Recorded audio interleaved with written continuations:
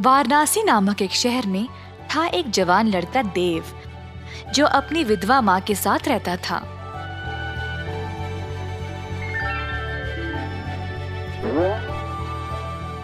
उनकी थी 1 एकड़ की जमीन, जिसमें वह काम करके अपनी रोजी रोटी कमाते थे।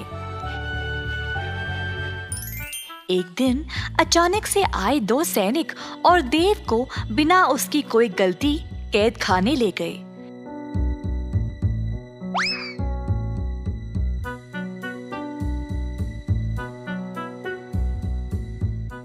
देव की माँ ने सैनिकों से बहुत भीख मांगा, पर उन्होंने उनकी बात नहीं सुनी और उसको कैद खाना ले गए।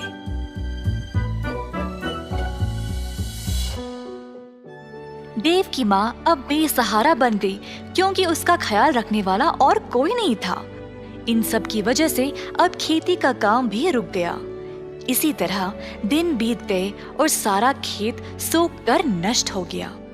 कमाने का उनका यही जरिया था और अब माँ के पास कोई खाना भी नहीं बचा। देव की माँ को समझ नहीं आया कि वह क्या करे।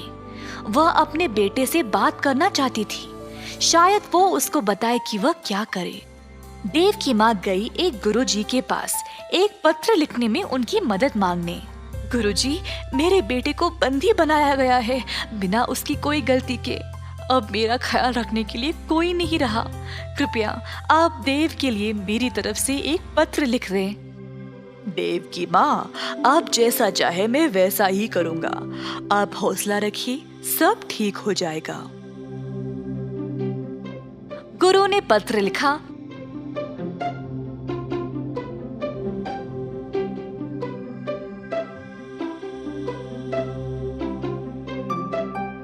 और फिर देव की माँ उसको कैद खाना ले गई। दरवाजे पर पहरेदार ने माँ को रोका। कौन हो तुम? मैं ये पत्र अपने बेटे देव को देना चाहती हूँ। आपको अंदर जाने की आवश्यकता नहीं है। इस पत्र को उस डिब्बे में डाल दो। देव की माँ ने वैसा ही किया और वहाँ से चली गई।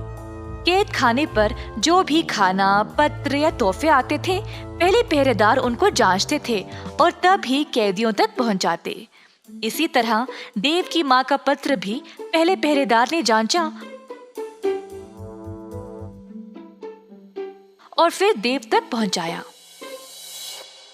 माँ का पत्र पढ़कर देव को बहुत बुरा लगा। वह सोच रहा था कि वह क्या करे, जब उसके बाजू में एक और कैदी ने बोला,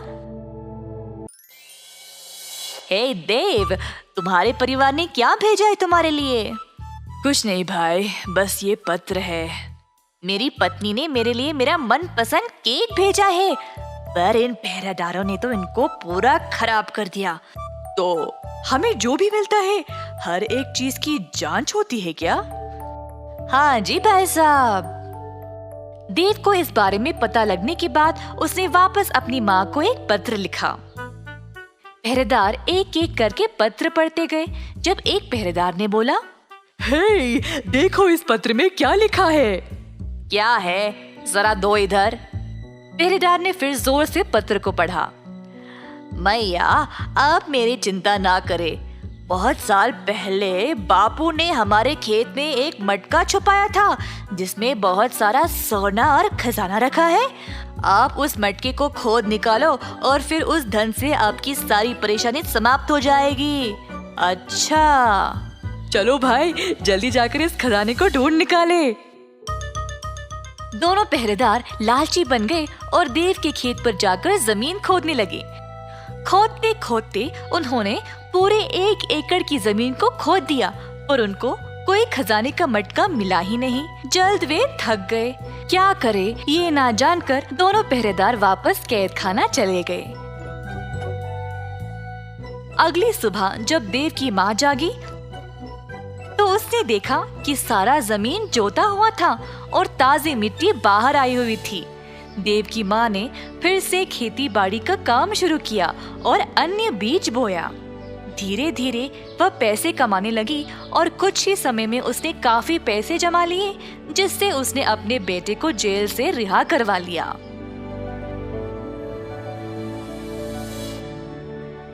अगर मन से कोई चीज चाहिए होती है तो उसको पाने के लिए कोई ना कोई रास्ता निकल आता है।